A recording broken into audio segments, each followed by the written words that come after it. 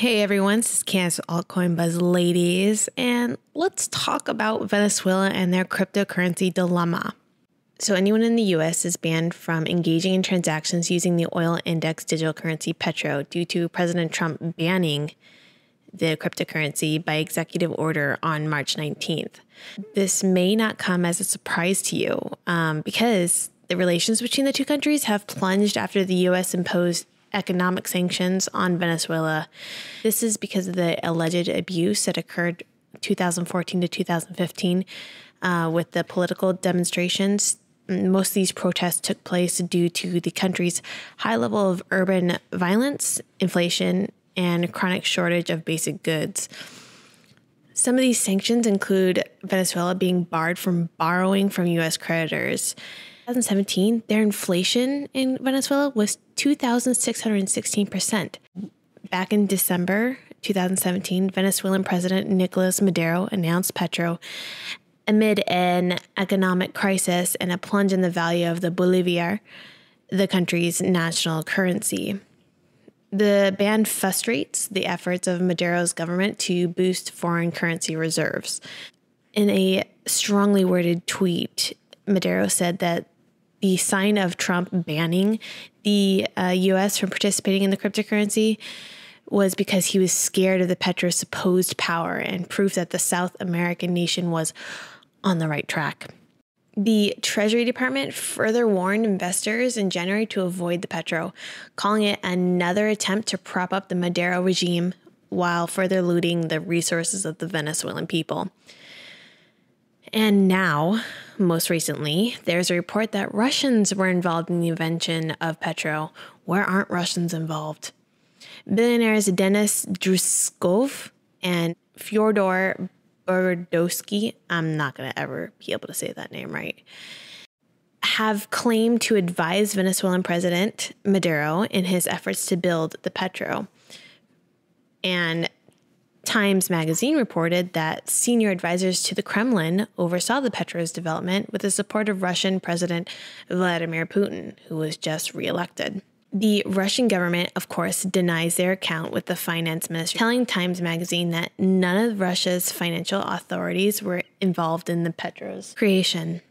So since the launch of the Petro presale, Venezuela's President Maduro has claimed the token has raked in up to $5 billion, though there's no evidence that has presented it to back this claim. He also said the first day of pre-sales raised $735 million. In their white paper for the Petro, which I'll provide as a link below, it states this: the state shall promote and encourage the use of Petro with a view to consolidating it an investment option, savings mechanism, and means of exchange with state services, industry, commerce, and citizens in general. Basically, what Venezuela is trying to do is they're trying to prosper a dying economy, and they're having so many issues. Basically, the Petro was created for Maduro, allowing other countries to pay into the Petro so that he may affiliate these funds towards his regime. And a lot of people are being warned not to invest in Petro, and I urge everyone not to invest in Petro. And Venezuela is known for their government dominance, and most of the funds itself probably won't reach its people. It'll probably stay in administration and government officials alone. So basically, if you're buying Petro or thinking about buying Petro, I would not be surprised if you're infiltrating the funds and pockets of the politicians and their leaders. And as promised to the people, Trump said that he was going to get rid of a lot of Obama's legislation and regulations. But for some reason, he seems to back Obama on Venezuela. And that has to tell you a lot. It told me a lot. Senator Bob Mendez even said this: Venezuela's dictator, Nicolas Maduro, created cryptocurrency, the Petro, to avoid U.S. sanctions and continue the money laundering and plundering of public resources that has ruined Venezuela's economy.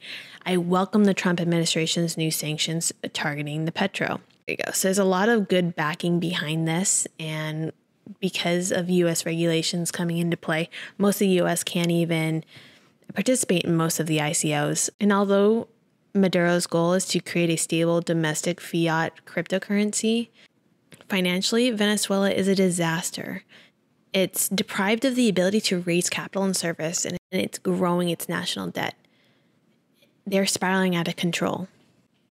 For more up-to-date content, check out our YouTube channel, subscribe to our channel, and also hit us up on Twitter. It's abuzz_ladies.